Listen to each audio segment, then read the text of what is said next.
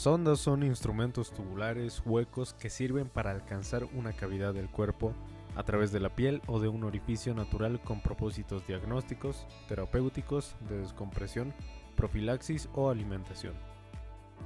Existen de varios materiales como polivinilo, poliuretano, silicona y látex.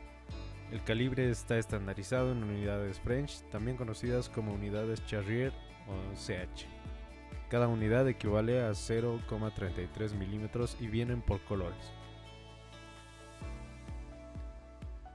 Las partes de una sonda dependen de su finalidad, pero en general cuentan con una cabeza con punta recta, acodada o roma, cuerpo con o sin globo de fijación y enlace con una, dos, tres o más vías. En el caso de la sonda Foley, por ejemplo, tenemos la punta, el balón, cuerpo y el pabellón, embudo o colector. Y en el caso de la sonda nasogástrica tenemos la punta roma, perforaciones concéntricas, el cuerpo y el adaptador. Existen de varios tipos, por ejemplo la sonda nasogástrica, nasoyeyunal, Sengstaken-Blakemore, Nelaton, Foley y rectal. Sonda nasogástrica. Se trata de una sonda cuyo principal uso es para descomprimir el estómago y retirar el contenido gástrico. En intoxicaciones se utiliza para administrar carbón activado y lavados gástricos. Las más utilizadas son las sondas Levin y Salem. Materiales y procedimiento. Los materiales son guantes, sonda número 16, lidocaína en gel, hilo de seda, micropore de 2.5 centímetros y una tijera. Una vez tengamos el material listo y con el paciente sentado o en posición de Fowler, tenemos que medir hasta dónde vamos a introducir la sonda. Para esto tomamos la perforación más proximal, la colocamos a nivel del apéndice sifoides, subimos hasta el mentón y nos dirigimos hasta la apófisis mastoides y marcamos. Posteriormente vamos a lubricar la sonda con lidocaína en gel hasta la mitad. Luego le pediremos al paciente que respire por cada fosa nasal para elegir la más permeable. Al introducir la sonda sentiremos dos áreas de estenosis o dos resaltos, que son los cornetes y las coanas. Al pasar esto le pediremos al paciente que trague saliva e introduciremos la sonda hasta la marca. Podemos comprobar la posición aspirando el contenido gástrico o con el estetoscopio. Ya con la sonda en su posición debemos fijarla con un nudo y la reforzaremos con el micropore de 2.5 centímetros. Al finalizar quitaremos el excedente de hilo. Las complicaciones pueden ser irritación nasal, sangrado y desviación de la sonda. Está indicada principalmente en la descompresión del estómago y lavado gástrico. La contraindicación más importante es en la fractura de base de cráneo, específicamente del hueso etmoides, debido a sus relaciones neuroanatómicas. Cabe mencionar que es necesario reconocer la equimosis periorbitaria en pacientes con traumatismo cráneoencefálico, denominada como signo de los ojos de mapache, que indica fractura de base de cráneo de fosa anterior. Otras contraindicaciones pueden ser estenosis esofágicas, fractura facial, sospecha de perforación esofágica o cuerpo extraño esofágico. Sonda nasoyeyunal.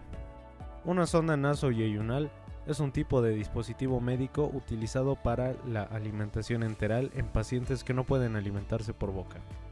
Materiales: sonda de silicona o poliuretano de pequeño calibre, 8 a 12 French, guía metálica flexible para facilitar la colocación, jeringa para inflar el balón de fijación si es que lo tiene. El procedimiento consiste en la anestesia local de las fosas nasales y faringe, inserción de la sonda a través de la fosa nasal bajo visión directa o con guía endoscópica, avance de la sonda hasta el yeyuno confirmando la correcta ubicación por radiografía. Las complicaciones pueden ser molestias nasales, epistaxis, sinusitis, perforación esofágica o intestinal, ulceración, necrosis por presión en el balón, obstrucción intestinal por migración en la sonda. Indicado en alimentación parenteral en pacientes con disfagia, hilo intestinal, acceso para descompresión gastrointestinal y administración de alimentos. Contraindicada en varices esofágicas, cirugía reciente de esófago o intestino, coagulopatías no controladas y fracturas faciales o base de cráneo. Sonda Sengstaken-Blakemore. Es una sonda esofágica con 3 lúmenes y 2 balones inflables. Se utiliza principalmente para controlar hemorragias por varices esofágicas. Materiales: sonda de material radiopaco, generalmente silicona o PVC. Tiene un balón gástrico, un balón esofágico y un canal de aspiración. Conectores para inflar y desinflar los balones. Procedimiento de colocación. Anestesia local de garganta y faringe. Introducir la sonda con los balones desinflados hasta el estómago, guiada por radiografía. Inflado secuencial de los balones gástrico y esofágico para comprimir las varices.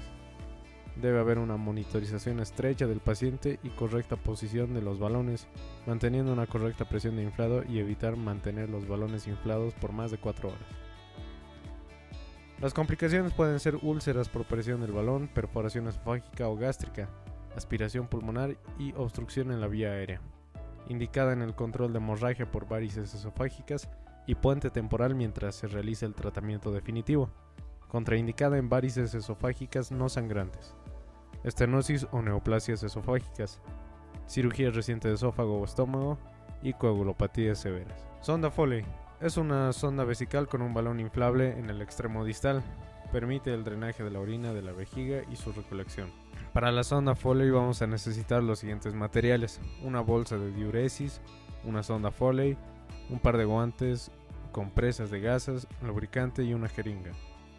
Para el procedimiento, y tomando en cuenta que la uretra masculina mide aproximadamente 20 centímetros y la uretra femenina 4 centímetros, vamos a empezar colocándonos los guantes y con la gasa con desinfectante vamos a realizar la antisepsia. Colocamos la tela de campo y abriremos el empaque de la sonda. Verificaremos que la sonda está en perfecto funcionamiento introduciendo agua estéril por el conducto del globo. Ahora colocamos lubricante a la sonda con una gasa. Luego introducimos la sonda con mucho cuidado hasta la vejiga. Verificaremos que esté saliendo la orina y una vez que nos aseguremos que está saliendo la orina, preparamos la bolsa de diuresis para conectar a la sonda. Después que la conectamos perfectamente, verificamos que la bolsa de diuresis está en buen estado para luego dejarlo a una baja altura en comparación a la cama del paciente para evitar una resistencia por la gravedad al flujo de la orina. Las complicaciones pueden ser infección urinaria, trauma uretral, obstrucción de la sonda, formación de cálculos, indicada en retención urinaria aguda o crónica, incontinencia urinaria, necesidad de monitorizar diuresis, cirugía urológica o ginecológica. Su principal contraindicación es el trauma de uretra debido a la frecuencia de pacientes politraumatizados, siendo algo que se ve día a día en el hospital. También está contraindicada en estenosis uretral, cirugía previa de uretra o vejiga, infección urinaria activa o coagulopatía no controlada. Sonda Nelaton. También se trata de una sonda que permite el vaciamiento de la vejiga, muy parecida a la ya mencionada sonda Foley, por lo que haremos énfasis en las siguientes diferencias. Sonda Nelaton es de uso intermitente o recurrente, no tiene sistema de fijación, es decir, no tiene balón. Se inserta y retira después de cada vaciamiento de la vejiga, indicada para el vaciamiento programado de la vejiga. Suele ser de menor calibre de 12 a 14 French. No permite el drenaje continuo. Sonda Foley es de uso continuo, tiene un balón en el extremo distal que se infla para mantenerla en la vejiga. Una vez colocada, permanece en la vejiga y drena la orina de manera continua.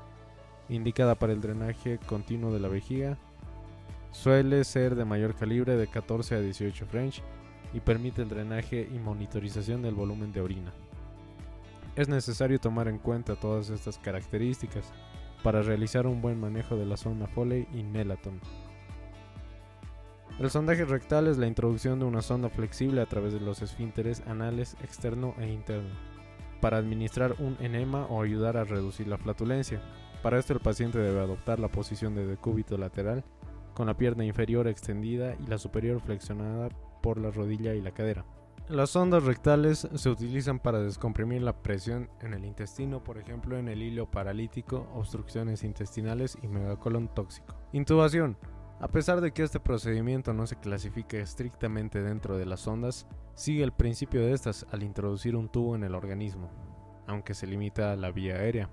Pero creemos que es importante echar un vistazo a este importante proceso en la práctica quirúrgica. La intubación en un paciente intraoperatorio es un procedimiento crítico que se realiza para asegurar la vía aérea y permitir la ventilación adecuada durante la anestesia general. Los materiales son los tubos endotraqueales, laringoscopio, equipo de ventilación, monitores y material de succión. El procedimiento consiste en la preparación, monitoreo e inducción del paciente y la intubación propiamente dicha, que consta de la laringoscopía para visualizar las cuerdas vocales, la colocación del tubo a través de la boca hacia la tráquea y la verificación de la colocación, indicada en anestesia general, cirugías de larga duración y pacientes con riesgo de aspiración. La principal contraindicación para la intubación endotraqueal es la obstrucción de la vía aérea. Esto puede incluir tumores, cuerpos extraños y condiciones anatómicas como malformaciones. Drenajes. Los tipos de drenajes se van a dividir en dos, que van a ser activos y pasivos.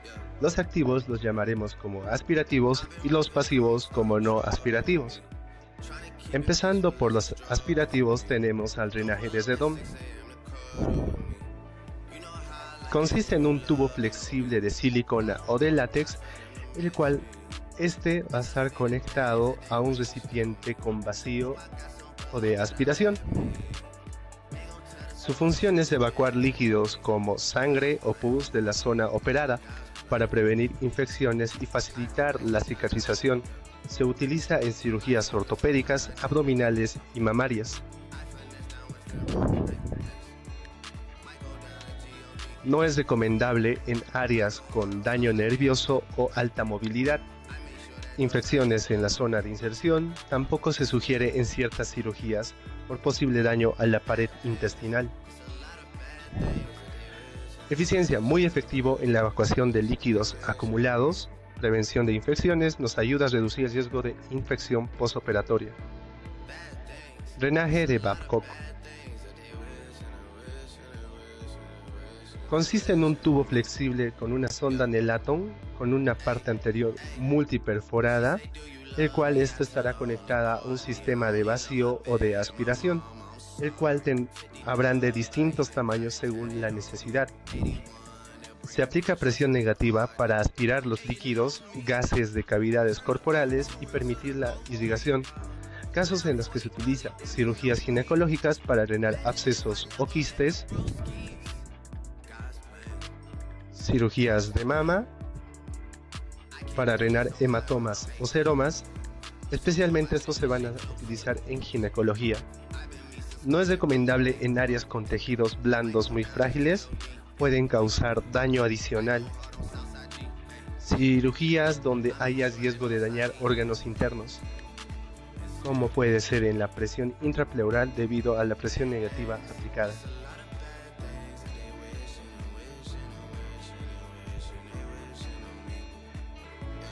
Drenaje de Jackson-Pratt. Consiste en un tubo de plástico conectado a una bombilla, el cual tendrá una característica de ser largo en la parte anterior y multiperforada.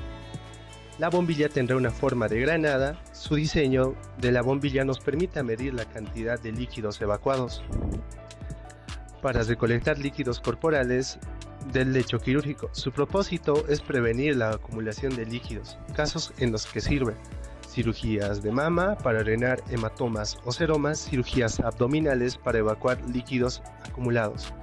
Permite un mejor control y medición del volumen de líquidos evacuados.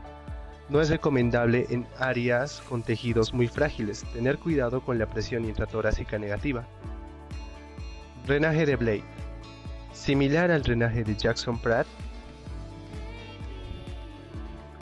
se utiliza para prevenir acumulación de líquidos que pueden causar presión, dolor y riesgo e infección.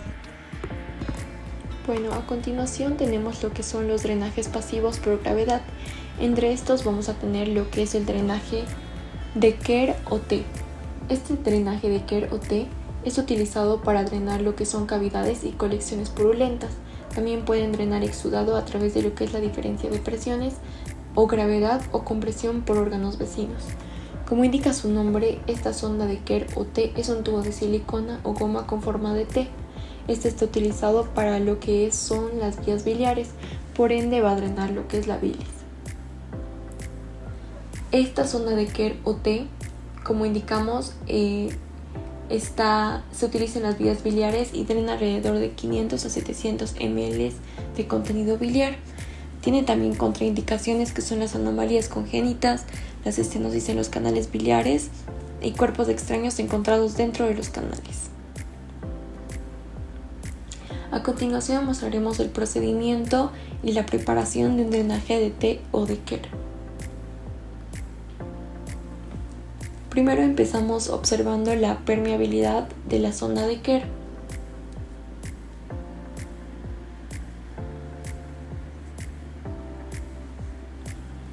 Una vez ya comprobada lo que es la permeabilidad, realizamos lo que es la sección de las ramas de Kerr y se destecha.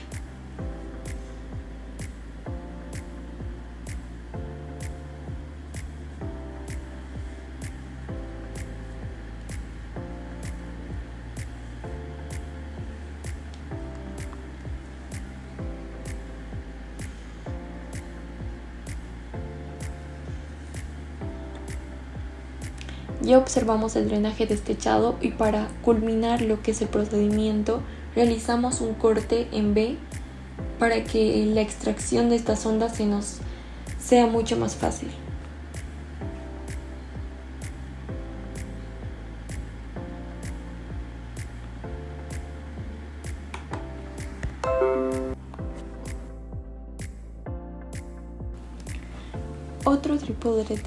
Otro tipo de drenaje pasivo por gravedad es el drenaje tubular. Este tipo de drenaje tubular es un tubo de caucho o látex semirrígido que en uno de los extremos, como observamos en la imagen, tienen varias perforaciones. Este drenaje permite drenar líquidos hemáticos y purulentos de cavidades profundas por caída libre. El dren debe quedar fijo por medio de un punto. También permite el drenaje desde planos muy profundos, atravesando todo lo que es el tejido celular subcutáneo, aponeurosis, músculo y hasta peritoneo. Para tener algunos cuidados con respecto a este drenaje tubular, se debe comprobar siempre lo que es la permeabilidad y medir la cantidad de líquido drenado y observar sus características. También tener en cuenta que este tipo de drenajes se debe tener mucho cuidado y es de mucha controversia debido a que son puertas de entrada para procesos infecciosos. No se deberían poner más de 10 días, a excepción de la zona de Kerr, que se debe poner hasta lo que es la cicatrización del conducto colédoco. Catéteres. ¿Qué es un catéter? Un catéter es un dispositivo médico que consiste en un tubo delgado y flexible que se introduce en el cuerpo con distintos fines terapéuticos o diagnósticos. Su diseño puede variar según el propósito, pero siempre se busca que sea suave y biocompatible para minimizar el malestar y los riesgos que este puede ocasionar. Según el lugar donde se coloque, se puede clasificar en catéter arterial y catéter venoso. Catéter arterial. Un catéter arterial es un tubo delgado que, como su nombre se indica, se pone en una arteria, que generalmente puede ser en la muñeca o en la ingle, con el fin de monitorear y realizar ciertos procedimientos médicos, como ser el monitoreo de la presión arterial, ya que nos va a permitir una medición continua y precisa de la presión arterial. También nos permite la extracción de muestras de sangre arterial, esto para los análisis de gases en sangre arterial, pero primordialmente nos va a dar un acceso para procedimientos intervencionistas, como la arteriografía, que es el estudio de las arterias. También es importante saber que el tiempo de duración de esta no es igual al de los catéteres venosos, ya que estos pueden permanecer colocados durante varios días, aunque su duración depende del estado del paciente y del riesgo de complicaciones. Generalmente se retiran cuando ya no son necesarios para el monitoreo continuo o el acceso arterial. Como ya habíamos indicado, el catéter arterial nos da acceso para procedimientos intervencionistas, como ser el catéter arterial coronario, el cual es un dispositivo utilizado principalmente en procedimientos de diagnóstico y tratamiento de enfermedades cardíacas. Se inserta en una arteria periférica que puede ser la arteria femoral o radial, y esta se guía a las arterias coronarias, que son los vasos los cuales suministran sangre al corazón. Su uso más común es en la angiografía coronaria o cateterismo cardíaco, procedimientos esenciales para evaluar el estado de las arterias del corazón y tratar obstrucciones. También tenemos lo que es el catéter arterial cerebral, el cual es igual un dispositivo médico que se utiliza en procedimientos diagnósticos y terapéuticos, pero estos relacionados con los vasos sanguíneos del cerebro. Igualmente se inserta en una arteria periférica, generalmente la arteria femoral y radial, y esta igual se va a guiar hasta llegar a las arterias que suministran sangre al cerebro. Su uso más frecuente es en procedimientos como la angiografía cerebral, la búsqueda de aneurismas y el tratamiento de estas mismas, tratamiento de accidentes cerebrovasculares y el tratamiento de malformaciones arteriovenosas. También vamos a tener a lo que es el catéter arterial hepático, el cual también es un dispositivo médico, el cual está diseñado para administrar tratamientos para el hígado. Este tipo de catéter se utiliza principalmente en procedimientos diagnósticos y terapéuticos relacionados con las enfermedades hepáticas, como ser tumores o cirrosis, aunque también nos sirve para ver cómo están funcionando las arterias hepáticas o si estas tienen algún daño. Ahora vamos a ver lo que es el catéter venoso. Este catéter se va a dividir en dos, lo que es el catéter venoso periférico y el catéter venoso central.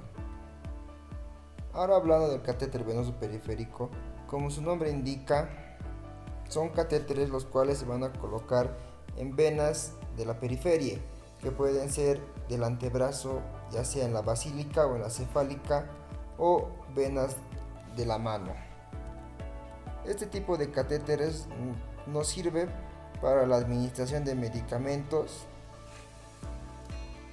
la administración de nutrientes parenterales y mayormente en la transfusión de paquetes sanguíneos. Este tipo de catéter por lo general es de uso corto, desde unas horas hasta varios días, dependiendo de la necesidad clínica. Para colocar un catéter venoso periférico vamos a requerir los siguientes materiales, que va a ser propiamente los catéteres, los cuales van a venir de distinto grosor, siendo el 14G el más común. También vamos a necesitar lo que son los torniquetes, los guantes, el alcohol, el algodón y algún medio de fijación, y propiamente el equipo de venoclisis, el cual se va a unir al catéter para poder administrar lo que son la sangre, los fármacos o los nutrientes vía parenteral. Lo que vamos a realizar inicialmente es ligar y desinfectar la zona. Ubicamos la vena en la cual vamos a realizar la venopunción para luego colocar el catéter con el bisel mirando hacia arriba. Una vez el catéter puesto, vamos a observar el retorno venoso y vamos a retirar la ligadura. Retiramos la guía o la aguja del catéter y vamos a conectar el equipo de venoclisis con el tratamiento ya puesto. Finalmente vamos a fijar el catéter con el tegader o esparadrapo, para darle más fijación al catéter y no se salga. Continuando vamos a tener lo que es el catéter venoso central. Como su nombre indica, estos catéteres se van a colocar en lo que son venas de gran calibre o venas las cuales llegan más rápido al corazón. Vamos a tener lo que es la vena yugular interna, vamos a tener lo que es la vena subclavia, de preferencia al lado derecho, y de última opción podemos tener lo que es la vena femoral. El catéter venoso central puede tener muchas funciones, donde puede entrar lo que es la administración de medicamentos, la nutrición parenteral total, el monitoreo hemodinámico y en pacientes con insuficiencia renal, un acceso vascular para diálisis. Y por último también nos puede servir para las transfusiones de paquetes sanguíneos. Para colocar el catéter venoso central vamos a requerir los siguientes materiales. Propiamente vamos a necesitar lo que es el catéter, pero va a tener 3 luces, la cual va a ser una media, una distal y una proximal. La luz media es exclusivo para lo que es la nutrición parenteral. La luz distal es propiamente para la medición de la presión venosa central, aunque también puede servir para transfundir sangre o introducir fármacos de altos flujos. Y la luz proximal, esta va a servir como para poner pseudoanalgesia, para obtener muestras, y también sirve para lo que es transfusiones de sangre. Al igual que en el catéter venoso periférico, vamos a requerir alcohol, gasas, guantes, aumentando lo que es acá las suturas o el hilo de sutura para poder fijar el catéter a la piel y esta no salirse cuando el paciente se mueva o haga algún movimiento brusco. Antes de colocar lo que es el catéter venoso central, se debe anestesiar y tranquilizar al paciente para que no tenga daño. Posterior se preparan los materiales y se procede con la asepsia y antisepsia del lugar, para luego colocar el campo estéril. Se establece la trayectoria para la inserción de la aguja. Previamente se debe localizar anatómicamente la vena donde se va a realizar la punción, en este caso en la vena femoral. Vemos a continuación cómo la doctora trata de ingresar a la vena. ¿Cómo nos damos cuenta que ya estamos en la vena? En el cuerpo de la jeringa aparece un destello de sangre, el cual es un indicativo de que favorablemente hemos ingresado a la vena. Ahora se coloca lo que es el alambre guía, esto máximo hasta la porción distal de la vena cava superior, justo por encima del lateral derecho. Es importante asegurarse de que la colocación sea adecuada para evitar complicaciones y garantizar un acceso venoso seguro. Una vez la inserción del alambre guía ha sido exitosa, se retira la aguja introductoria para posterior ensanchar el tracto de la inserción. Esto para que el catéter pueda entrar sin problemas sobre el alambre guía.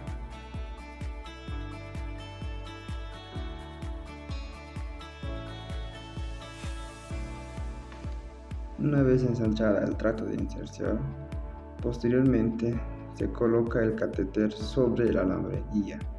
Este, como su nombre indica, va a servir como una guía para el catéter para que este al momento de ingresar al torrente sanguíneo no sufra una desviación o pueda lastimar lo que es el endotelio de la vena. Se continúa con el ingreso completo de lo que es el catéter sobre el alambre guía.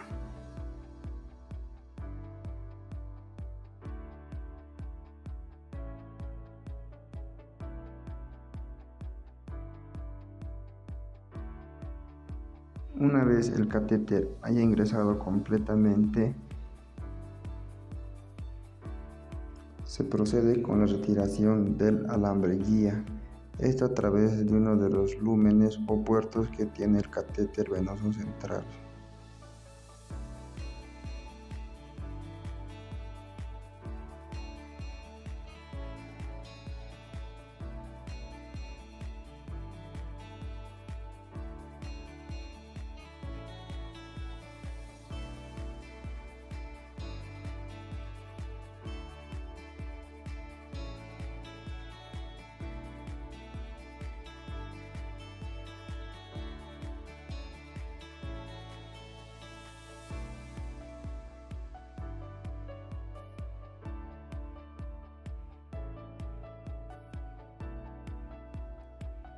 Una vez retirado el alambre guía, se continúa con la verificación en la permeabilidad de los distintos puertos o lúmenes.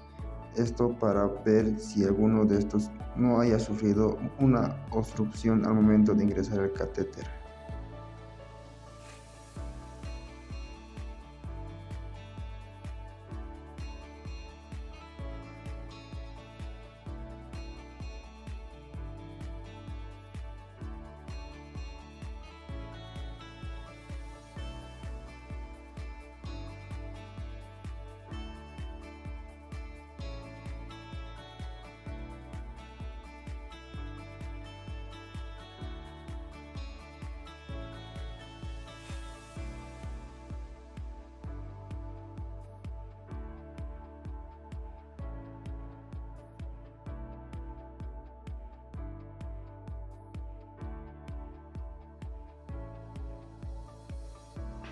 Una vez se haya verificado que los tres puertos o lúmenes no hayan sufrido una obstrucción y mantengan su permeabilidad, se inicia con la fijación del catéter a la piel.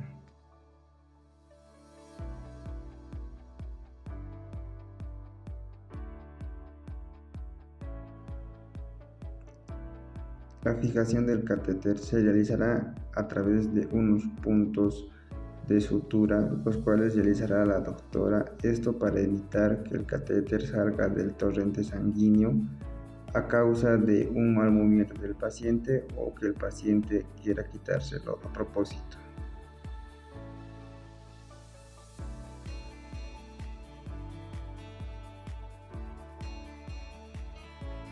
En este caso el catéter se colocó en la vena femoral, pero no olvidemos que este es el último lugar de elección, ya que preferentemente se coloca en la vena yugular o vena subclavia, ya que estas al estar más cerca al corazón el tratamiento llega más rápido, además de dar comodidad al paciente al caminar.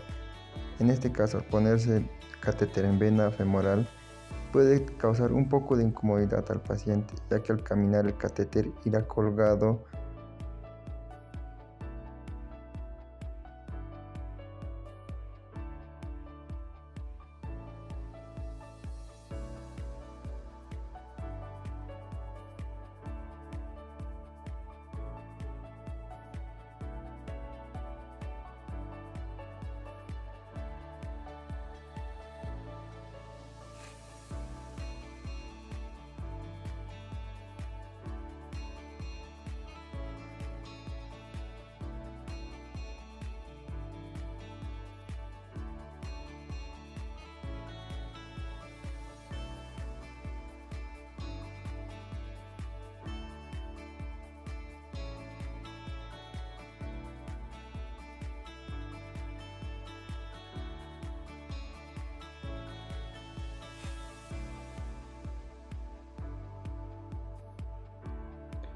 Una vez concluido la fijación del catéter a la piel, el último paso que se quedaría sería la retiración del campo estéril y los materiales que se usaron en la colocación del catéter.